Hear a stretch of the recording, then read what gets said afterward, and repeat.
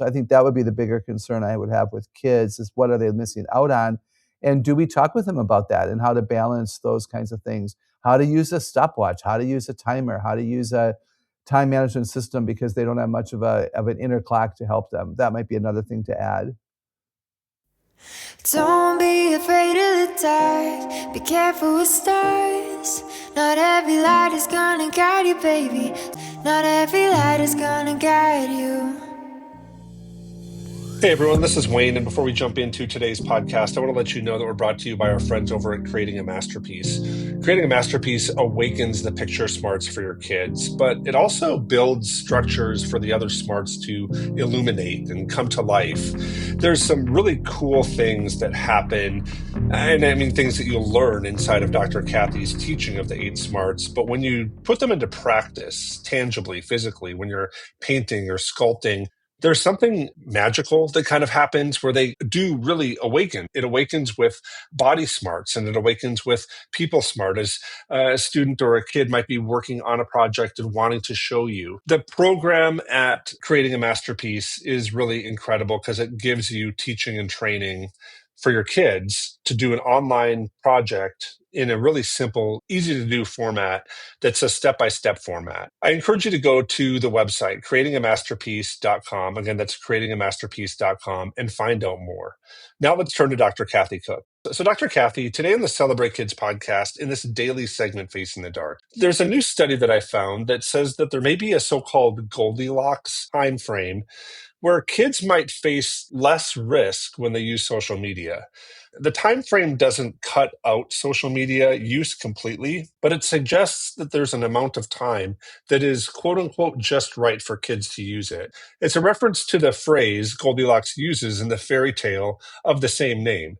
The study comes from Australia. It was published in the JAMA Pediatrics Journal, where they suggest that there may be a certain amount of time that can benefit kids in their mental health, and estimates that social media use of about 2 hours a day on average is really ideal. For the study, just so we have this understanding, researchers followed 100,000 Australian children and teens in grades 4 through 12 and monitored their social media use, or the lack thereof, for 3 years. They also measured 8 different aspects of well-being, including happiness, sadness, optimism, worry, and engagement in school. Researchers defined a high use of social media in the study as more than 2 hours a day. And on average, they found that moderate use, which is less than 2 hours a day, was actually the best. The study found that kids who used too much social media and those who didn't use any social media at all were all more likely to experience a lower level of well-being. I want to repeat that just so that we have an understanding. The study found that those who use too much social media and those who don't use social media at all were more likely to have a lower level of well-being. Heavy social media use in kids was associated with distress, whereas avoiding social media completely may lead to missed social connections with friends and other stress factors for kids. Now, Dr. Kathy, I wanted to talk about this because there's been a lot of laws that have been coming down to really get rid of social media for kids up to a certain age. We've talked about this called kind of age gating for social media use. This report that I'm talking about today was a study that was highlighted in ABC News, and experts inside of that article really encouraged parents to teach kids how they use social media in a healthy way, just like we do with things like cars or medicine or relationships. As adults, they said, we can really guide our kids to understand that social media is a tool in the same way that other tools are that we use on a daily basis. It can be used for harm or it can be used for good. But I wanted to put this over to you, Dr. Kathy. Is social media evil all the time? Or is there a diet like they're suggesting that we should really be introducing to our kids? Okay, you always pitch the questions to me. I think there's a day coming when I'm going to host and I'm going to ask you the questions. I would love to know what you think. No, this is so interesting. I love that we're talking about this again. We have to keep talking about it, Wayne, because this is such a big concern in our families, and our listeners, I think, do appreciate our insight. I sure hope so. First of all, I want to say that, teaching kids how to use social media, like we teach them how to change the tire when it goes flat or how to, fill or empty a dishwasher. I actually do like that. Why do we think that social media is obviously understood and they should be able to just step in and do it really well? So I just want to go on record to say that one of the ways that will help kids use it well is to be taught that, mommy doesn't use it that way and here's why. And, dad says to the sons and daughters, I do it this way and here's why. So let's do that. Social media isn't evil all the time. No, you and I wouldn't be using it if it was evil all the time. We wouldn't have a Celebrate Kids Facebook and Instagram page if we felt that it was evil all the time. But again, anything in the hands of anyone can be good or evil depending upon motive and direction and purpose and those kinds of things. So we have to be careful. I think one of the ways that it can become quite unhealthy is that the kids are not in real-time relationships at all. That's the most dangerous thing for me, might be that they're so interested in scrolling, and it's easy there, right? We can delete a friend, we can ignore a comment, or we can boss and bully on social media, and it's easier to do it there than, of course, in person in the classroom. So I think those are dangerous things. But another thing that's really dangerous is kids who do social media so much that they don't have real relationships in real time. That concerns me, because iron sharpens iron, certainly much more likely if we're face to face with them or participating in the same small group. So I like that idea. Dr. Kathy, I like that. And I'd also like to think that all adults believe that we have a healthy relationship to social media. So I think that it would be nice for all of us to really look at this and say, oh, yeah, I can teach my kids how to use social media because I know how to fill the dishwasher. But I'll just be honest, Dr. Kathy, if you ask my wife, she doesn't really think I know how to load the dishwasher because there's often times where I do it wrong, right? And I need to get over it and figure out how to do it right. But I don't know if that's necessarily true with social media, that all adults should really know how to use it well. So, with that, I want to kind of hear from you. If you're going to prescribe what a social media diet looks like that's healthy and what it looks like to engage social media as adults that is healthy, what would you say? What would be the way that we should be practicing social media use as adults that we could then teach to our Yeah, I kids? appreciate that question. I think we limit the social media platforms we're on. We maybe choose from among them one, maybe two, if there's a reason. Maybe two if there are different audiences on the two that you're looking at and you have a need, not just a want to reach them. I'm on one. Another ministry is on more than one because we have a different purpose to meet our audience's need. I'm on one. I'm only on one. It works for me, and I wonder if there are some people listening who realize that they could also limit. I think we teach that. We teach kids why we chose this platform and not that platform. Probably has something to do with expectations that people have if you're on the platform, as well as the influence you'd be under if you go on that platform because of the type of people who post. And then again, who's listening to me and is my audience there that I want to hang out with and that I want to influence. I believe healthy social media is that we post and we read other people's posts and we comment appropriately. I do have friends that are a part of my social media network who do not post, but they'll comment.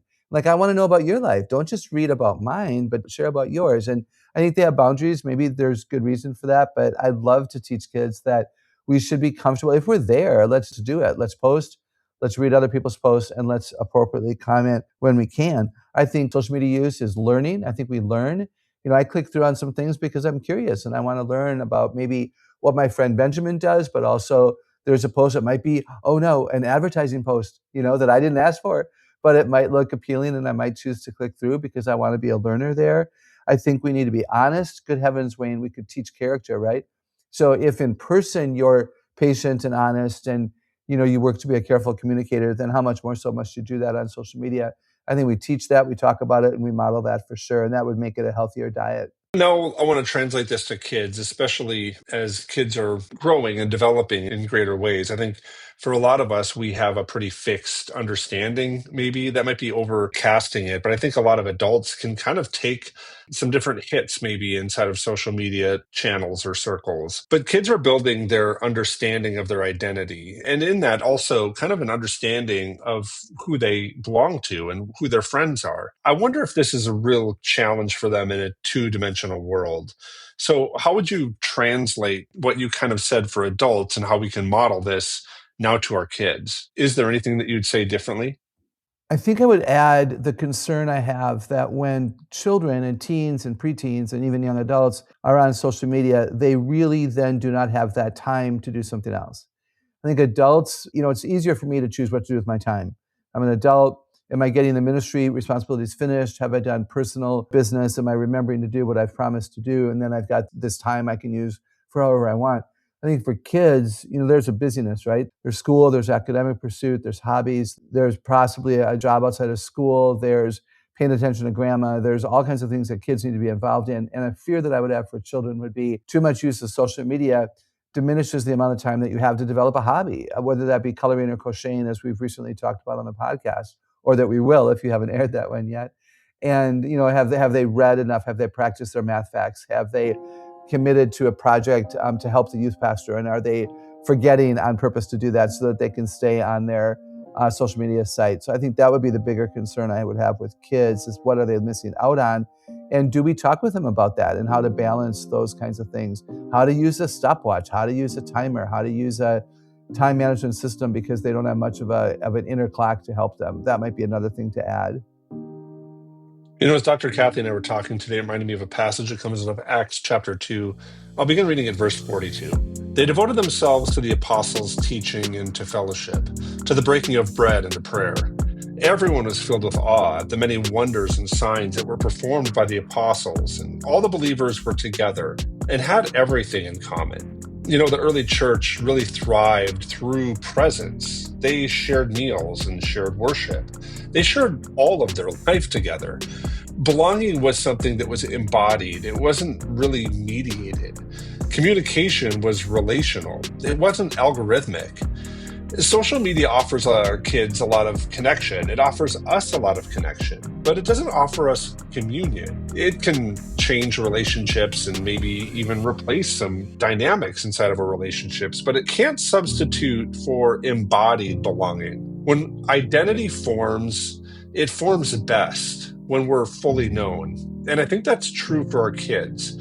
When we see them and know them, when we're working with them to be corrected, and we really see them and celebrate them in a three-dimensional community, they can form a solid, consistent identity that is resting on Jesus Christ and their belonging inside of our family.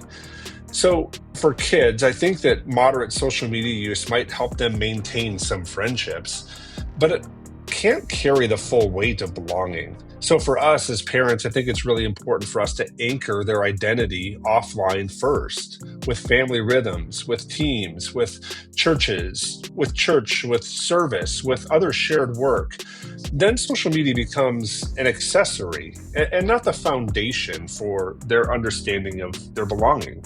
I hope that's an encouragement for you, and I hope this whole podcast and everything we do here at Celebrate Kids is an encouragement for you. I'm so glad you joined us today on this daily episode of the Celebrate Kids podcast, Facing the Dark. On behalf of Dr. Kathy Cook, my name is Wayne Stender. So glad you joined us today, and we're looking forward to seeing you here again tomorrow.